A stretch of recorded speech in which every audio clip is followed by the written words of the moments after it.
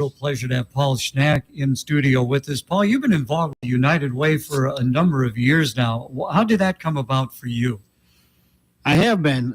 Thanks for having me on, Gary. I think Cheryl McCullough kind of asked me, twisted my arm one way or the other. I started with the Citizens Review Board, so I got to look at all the different agencies and how they're going to spend the United Way funds that they were going to be allocated.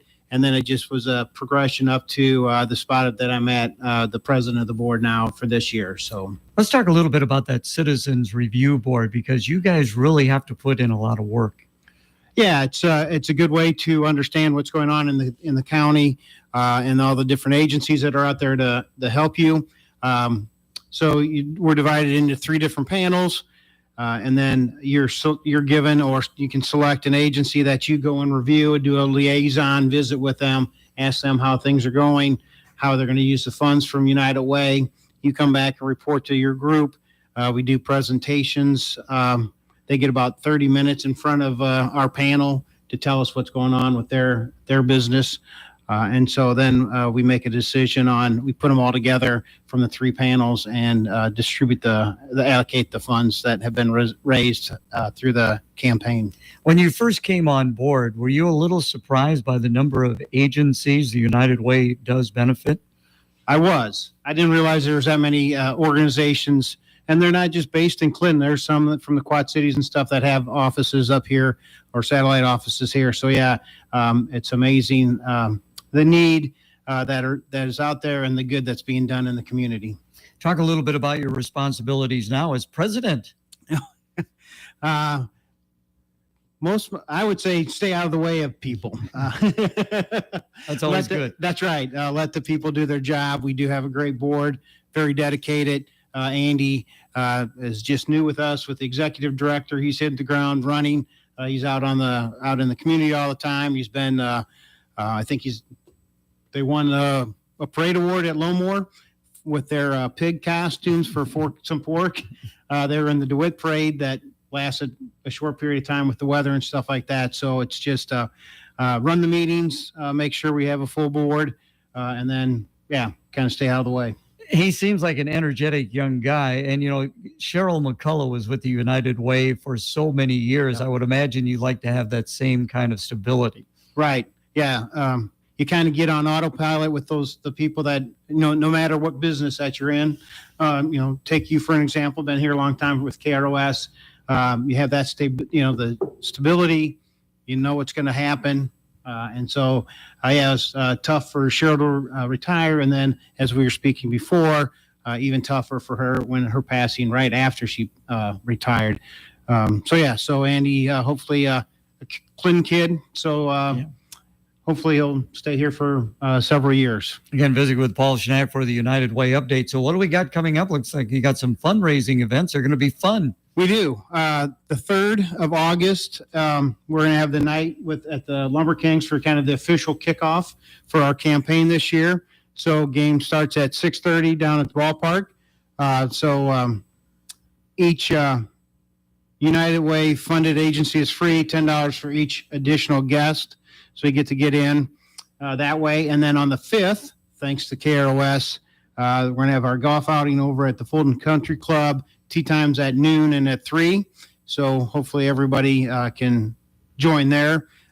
We were just talking about that also before the game or before we started, and I have not played in that outing. So I hope to be able to do that on Friday the 5th. So that'll be our 32nd. We've never had a $10,000 hole-in-one winner. So have you ever come close to a hole-in-one, Paul? Couple times. Okay. Not inches, but feet. So okay, well, maybe you can gain that 10, and you'd probably give it right back to the United Way. Right. We can talk about that. There might be some other things. That's right. As well. So again, you're involved with the United Way. How are things actually going? I mean, the pandemic kind of slowed things down a little bit. There are so many people in need. Yeah. How difficult is it sometimes to make decisions, Paul? It's always hard. I mean, you can't look at one agency and go to the other one and say, boy, your agency's not worth it. Yeah. They're all worth them. It's just a matter of how many dollars we have in the bucket to allocate. Yeah, for every business out there, the last 2 years have been crazy. The government stepped up with a lot of aid to a lot of the different not-for-profits. And then again, as we talked to Cheryl, that was kind of a perfect storm. She retires, and then we go into this COVID. But now we're looking forward and ready to go get good guns with Andy. And with all that being said, I know there were still some, especially industries in the area that just do so much for the United Way. Yeah. And that's the other thing too, is, we couldn't get into a lot of the industries to spread our message and to have our fundraising goals there. And so you're trying to do it via the phone, video messages or whatever. And so, so hopefully this year will be a better year in front of people. Okay, we appreciate you coming in this morning. Anything you want to pass along before we do let you go? No, I just appreciate we appreciate all the support. All the agencies appreciate the support. We appreciate your partnership with us for 32 years for the golf outing.